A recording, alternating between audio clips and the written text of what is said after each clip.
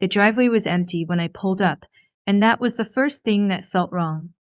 For 30 years, my grandmother's old Buick had sat in that exact spot, even after she stopped driving.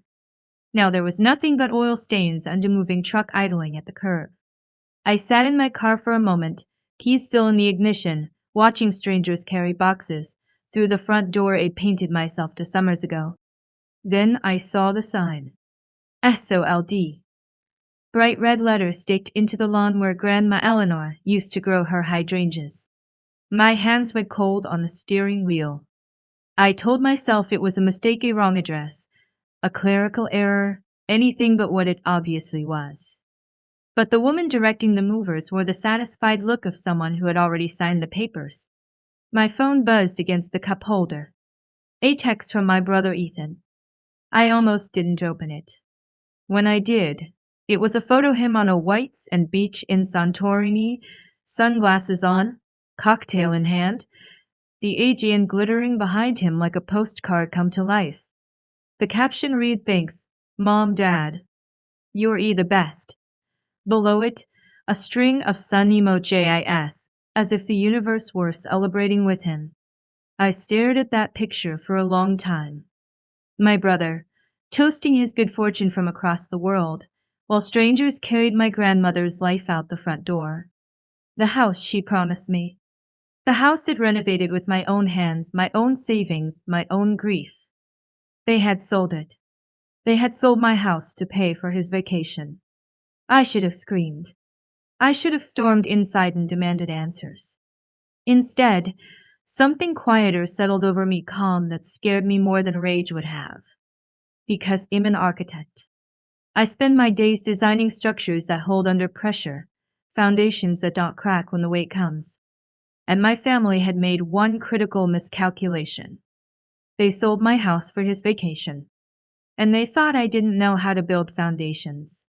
I put my phone face down on the seat, took a slow breath, and looked at the house one last time. Then I drove away, not in defeat, but in measurement. Because before you tear anything down, you study exactly how it was built. Welcome back to Calm Drama Stories. My name is Laura Bennett, and I design houses for a living, structures meant to stand through storms. Maybe that's why it hurts so much when the people you build your life around forget the value of foundations. This isn't a story about blueprints and bricks. It's about inheritance, the kind measured not in money, but in boundaries. I grew up believing that family meant building together, but sometimes family only builds until there's nothing left to take. You'll understand what I mean soon enough, because what my parents called helping family turned out to be demolition disguised as love. And I learned that not every home needs walls, some just need doors that close. If you've ever been the strong one in the family, the reliable fixer, the one who sacrifices your own peace because you can handle it, this story is for you. You're not alone in that exhaustion. Sometimes resilience becomes the very thing they rely on to drain you. I won't pretend this story ends with revenge. It ends with something quieter and sturdier, just as drawn in pencil first, then signed in ink. The kind my grandmother taught me, plans drawn carefully, boundaries measured twice. So take a deep breath, the way I did that morning in the empty driveway. Because before we rebuild anything, we need to understand how it was broken. And in my case, that break began long before the sold sign went up. I was the kind of child who built castles out of shoeboxes, while my brother Ethan turned cardboard into chaos. If he threw glue at the wall, my mother Sylvia called it creative energy. If I spent the afternoon drawing floor plans in my notebook, she called it keeping quiet. In our family, noise earned applause, discipline earned invisibility. My father Robert admired Ethan's reckless streak, mostly because it looked like a confidence he never had. He wasn't cruel, just careful. He kept peace the way some people keep pets, fed enough to survive, but never let off the leash. At Sunday dinners, Sylvia would boast, "Both my children are talented, of course, but Ethan just has that spark." She always said it like I wasn't in the room. Publicly blessed family. Privately manufactured hierarchy. I learned early to measure affection in inches, how close I was allowed to sit, how long praise lasted before it turned into comparison. While Ethan played soccer, I played architect, sketching structures that didn't depend on anyone else to stand. Grandma Eleanor was the only one who noticed. She'd hand me rolls of graph paper and sharpened pencils and tell me, "Blueprints tell the truth even when people don't." At first, I thought she meant architecture. Later, I realized she meant survival. Eleanor's living room was a museum of honesty. No trophies, no curated perfection, just framed sketches, coffee rings on coasters, sunlight that didn't care about reputation. She told stories about how buildings outlast storms and people, and I believed her. When I looked at her wrinkled hands tracing my drawings, it felt like validation poured straight into muscle memory. "You see lines no one else sees," she'd say. Coming from her, that sounded like a prophecy.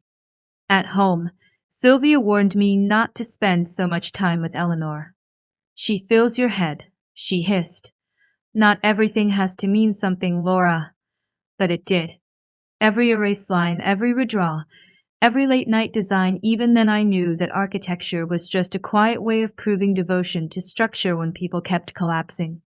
Eleanor's faith in me became the only thing that felt solid underfoot. When she pressed a small wrapped box into my palms, one birthday graphite pencils tied with a blue ribbon, she said, "For when you start building your own foundations." I was 12. I didn't understand there was more in that sentence than stationery. It was a will disguised as encouragement. People thought I loved buildings. What I really loved was the idea that anything could be designed to last. Grandma Eleanor gave me that blueprint. And someday, it realized she'd drawn an invisible one just for me, one that would outlast every pretty line my parents ever built around Ethan. The attic was always warmer than the rest of the house, the one place Grandma Eleanor refused to let modern insulation ruin. She said truth needed air it couldn't breathe behind drywall. That afternoon, sunlight poured through the narrow window like liquid gold, catching on dust and memory. I sat beside her with a mug of tea she mostly pretended to drink. Her illness had turned her voice fragile, but her eyes still held that slight sparkle that meant she was building towards something important. "Laura," she said softly, "I want you to have this house. You'll always need someplace honest, and this place doesn't know how to lie." Her hand trembled as she reached for a worn blue folder on the workbench. The label read only one word: plans. I thought it was another set of architectural sketches we'd been collecting for years. But when she opened it, inside were papers that didn't belong to any design. Property deeds, letters, signatures that traced history like foundations below the surface. "You'll know what to do with these when the time comes," she told me. Her tone carried that familiar blend of faith and warning that made promises feel like secret instructions. Then, from below us, floorboards creaked. Ethan stood halfway up the stairs, hands shoved in his pockets, face red from eavesdropping. "So, you're still the favorite," he said, each word bitten off. I started to reply, but Grandma Eleanor beat me to it. "Oh, sweetheart," she said, smiling not unkindly, but like someone measuring a child against the truth. "This isn't favoritism. It's preparation." He snorted and stomped away, leaving behind the faint smell of anger and cigarette smoke. When Grandma Eleanor leaned back, the folder still rested between us, and I could feel the weight of hurt rest more than the paper itself. I understood that this wasn't just about inheritance, it was about proof. Proof that love could outlast manipulation, that foresight was its own form of rebellion. What Ethan didn't know was that favoritism wasn't what my grandmother was leaving me, it was proof. Blueprints for a life she knew would someday need to defend. And as the attic light shifted across her face, it struck me that Eleanor wasn't giving me a house. She was giving me structure. And one day, those plans would become the thing that kept everything from collapsing. The law office smelled faintly of leather and old dust, a place where truth was polished until it gleamed on paper. Gardner Ames LLP was written in gold letters on the door, the same firm Grandma Eleanor had used for almost 40 years. I took a seat at the conference table beside my parents, Sylvia and Robert, while Ethan scrolled through his phone as if boredom could make him look mature. When Mr. Gardner cleared his throat, the room stilled. He read carefully. but I knew the cadence of my grandmother's voice underneath every clause. To my granddaughter Laura Bennett, I leave the Bennett house located at 104 Maple Street to be held by her in full ownership. The sentence hung in the air like a chord that hadn't found its final note. Sylvia's eyebrows lifted sharply, a gesture that meant absolutely not. Ethan's phone dropped onto the table with a dull thud. The rest was a blur of signatures and silence, until the lawyer mentioned Deeth and Ness portion, a small trust fund designated for continuing education only. Education? Ethan repeated, laughing without humor. I'm 30. Then perhaps it will be the start of something new, Gardner replied gently. Sylvia snapped that her mother had been influenced, her voice rapping the word in accusation. Mother wasn't thinking clearly those last few months. You people took advantage of her nostalgia. Robert placed a cautious hand on her arm. Let's just accept what's done, he murmured. But Ethan's temper flared hotter than hers. She always chose you, he said to me. Even now, she's still choosing you. I didn't argue there was no version of truth. HED listened to that didn't include his name in the deed. I simply looked at Mr. Gardner and said, Thank you for respecting her wishes. He nodded before sliding a small sealed envelope toward me, Eleanor's name looping across it in careful blue ink retained for transfer. I ran my thumb over the wax seal, feeling a mix of gratitude and guilt. She had left it to me legally, but my family never believed in law over blood. Outside, Sylvia was already rehearsing the story she'd tell at dinner, how the lawyers conned an old woman and turned her children against each other. Maybe they believed that version would age better than the truth. But truth doesn't need their approval. It just needs proof. And I had that now.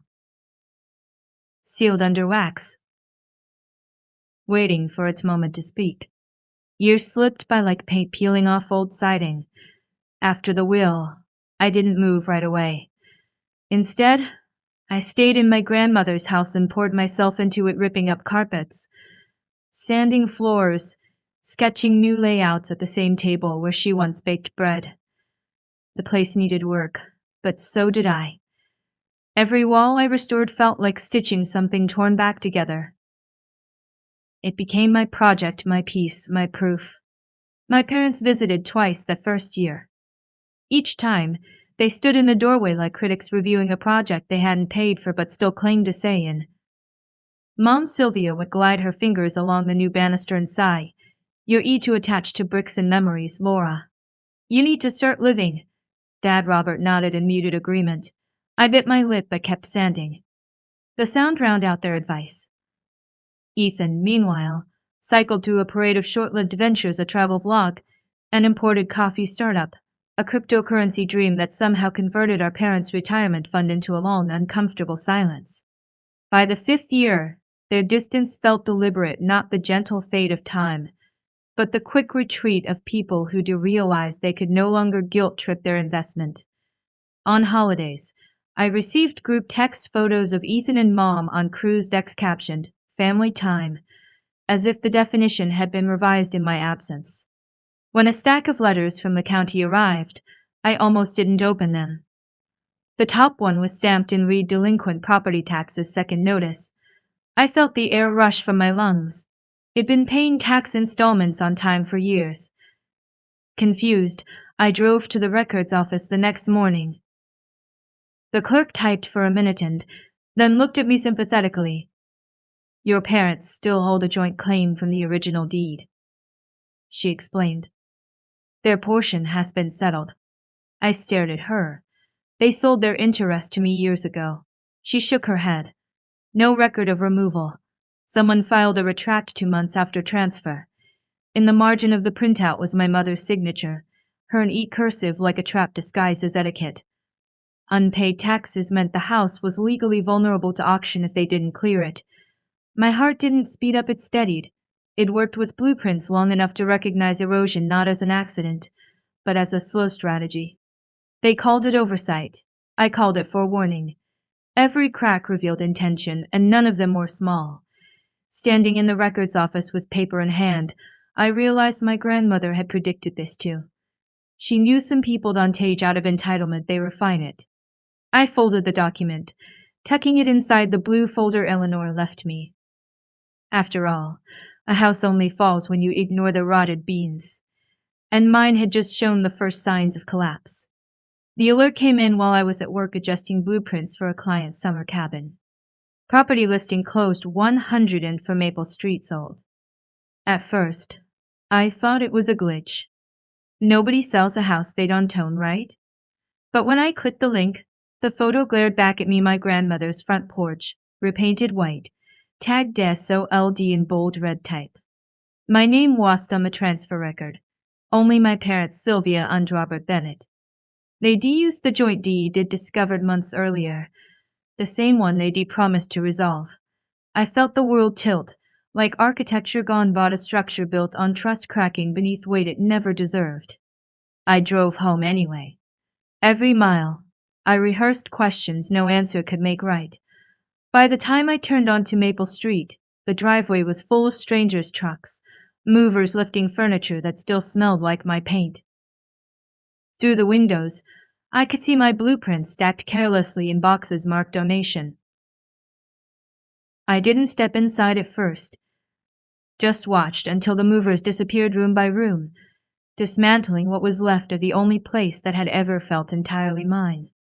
When the last truck door slammed, silence dropped. I walked to the counter where Grandma Eleanor's mixing bowl used to sit. In its place, a single piece of paper folded neatly in half. No signatures, no apologies, just a note in my mother's steady handwriting. We used the equity for Ethan Estrip. Family helps family. Her words felt like being told the weather again, factual, detached, inevitable. The faint scent of her perfume lingered on the edge of the page. Proof of proximity, but not of love. I stared at the phrase until it lost shape. What she called help had always meant sacrifice from someone else. That same night, Ethan's social media bloomed with proof of their generosity, a luxury. Resort tagged family first, him beaming in sunglasses as waves hit the Greek shoreline. I scrolled through pictures of his new watch, the rented yacht, the caption, "You can't put a price on gratitude." Oh, but they had. 384,000 worth of gratitude to be exact. It was almost funny. While they toasted to loyalty beneath Mediterranean sunsets, I stood in the hollow echo of my grandmother's promise the house shed said would keep me safe. Contrast doesn't always need color sometimes. It's just light versus absence. Their vacation was neon with pride. My kitchen was a ghost drawing breath on memory. I didn't cry. I didn't yell. They expected motion, panic, reaction.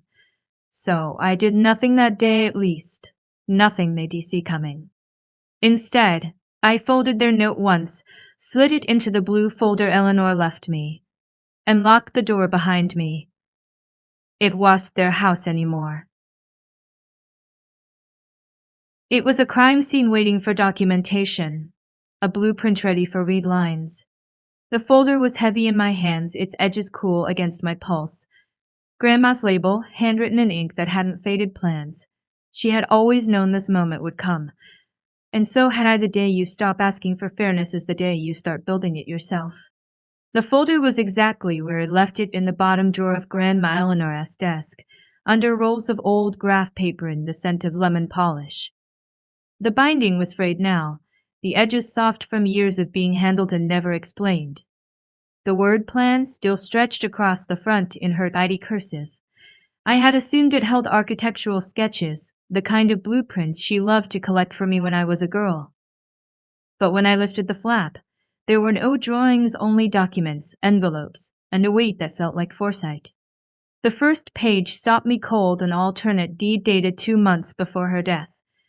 It listed my name alone as property holder in the event of an authorized transfer or breach of fiduciary trust. Behind it was a letter signed and notarized by Gardner Ames LLP, formally designating me as executor should such a breach occur. My throat tightened. Eleanor hadn't trusted chance or charm or promises of decency. She had trusted paper. Tucked beneath was another envelope addressed to my Laura. Her handwriting tilted slightly to the right, more gentle than when I'd last seen it. If you're reading this, it began. Then someone has mistaken possession for privilege. You don't have to fight loudly. Just follow the instructions.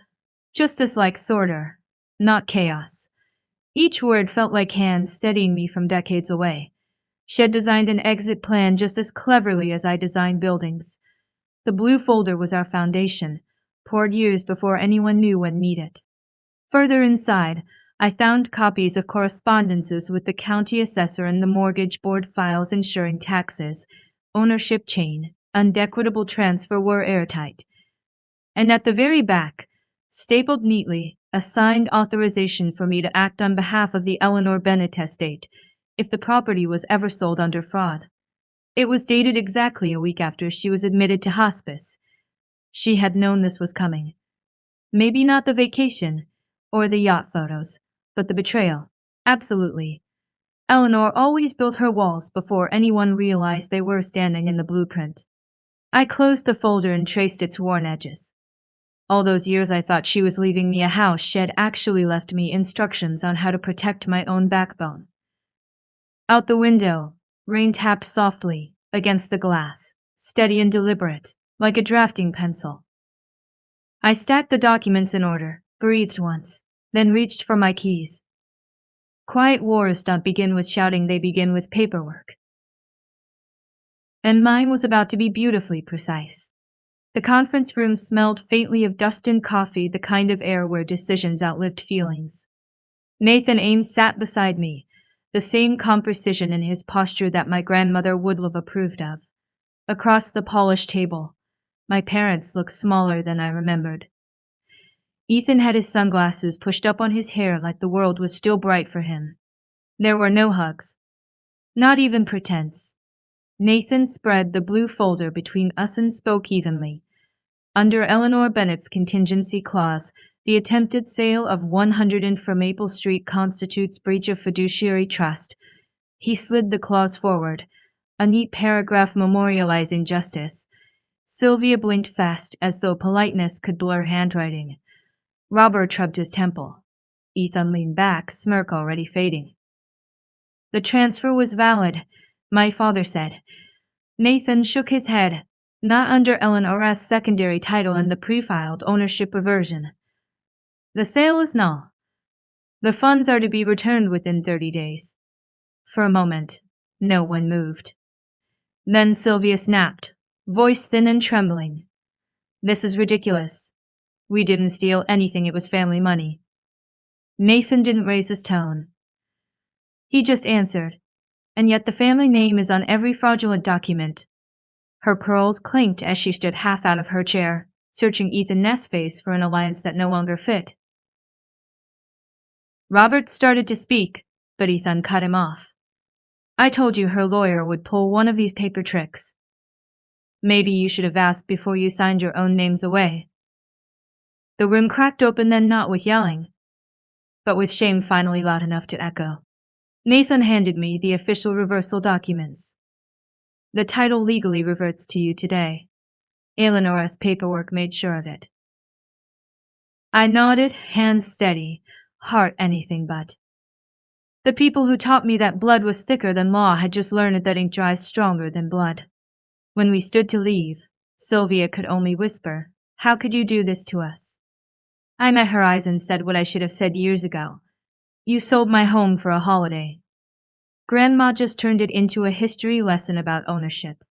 Outside, the late afternoon was bright enough to see my reflection in the office window, not the dutiful daughter any longer, but a woman standing on her own foundation. Justice was never meant to humiliate them. It was meant to remind me that architecture and ethics share the same rule: build on truth or watch it collapse. The house was mine again, though it didn't feel like victory. The deed had my name, fresh ink where the ghosts of theirs used to sit. Rain pattered against the windows, soft enough to sound like apology, washing the last film of dust from the panes. I walked room to room, the echo of my footsteps trading places with silence. Every wall I touched hummed with two histories, the one they built for themselves and the one Eleanor built for me. Her photograph rested on the kitchen counter. The frame slightly tarnished, but her smile untouched. I whispered, "Well, Grandma, it's fixed," though we both knew she never liked that word in houses or in life. Fix implied something was broken. She believed in designing new plans when the old ones crumbled. The rain thickened, tapping the roof like a patient metronome. On the counter lay the small final folder closure documents. I sat down, pen poised, and read each page twice. Then, without ceremony, I signed my name under the line eating 100 from Maple Street to the Eleanor Bennett Scholarship Fund for Architectural Students. The property would become a studio for young designers who needed both shelter and inspiration. A home built not from inheritance, but intention. People assume justice tastes sweet. It doesn't. It tastes like rain clean, necessary, and a little sad. I didn't gloat. There was no one left to impress, and it finally stopped performing my worth. When my parents learned what I'd done, they'd call it betrayal. They'd never understand that generosity and revenge can fit in the same blueprint, that to free myself, I had to give the house away. I picked up the keys, the same brass set Eleanor hung by the door for decades. Their weight was different now, less ownership, more closure. Outside, the driveway glistened. I locked the door one final time, placed the keys in an envelope addressed to the fund, and slid it through the mail slot. As I stepped into the rain, the smell of wet earth rose like new beginnings. They took my space, she taught me how to build another. The front porch light flicked once, a faint electric echo that almost felt like a send-off. I didn't look back. Foundations, after all, are meant to hold so long as you know when it's time to walk across them and start designing something entirely your own. If there's one thing architecture taught me, it's that every blueprint begins with boundaries. You can't build something that lasts unless you decide where it starts and where it ends. Family works the same way. It took losing my home to realize measurements aren't unkind, they're how you keep the walls from collapsing.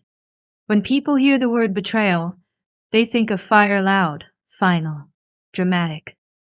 But what happened to me was quieter, like erosion. One favor at a time, one unpaid debt, one you understand, don't you? Until there was nothing left to stand on.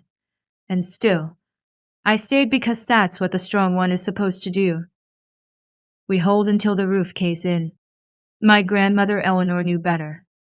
She left me the plans, not just for her house, but for my life. She understood that dignity doesn't have to shout, it just has to stand. So I did. And when the dust settled, I found that peace has its own clean lines. To anyone listening who's been told that drawing boundaries makes you cold or ungrateful, it doesn't. It makes you an architect of your own safety. Maybe your blueprints are still crumpled right now, that's okay. Start flattening them out corner by corner. Because once you learn how to measure truth, there's no room left for manipulation. Thank you for staying through my story. If you have your own version of quiet justice or an Eleanor who taught you strength in silence, share it below. These stories are how we build together again. They sold my home for a vacation. Grandma turned it into my education.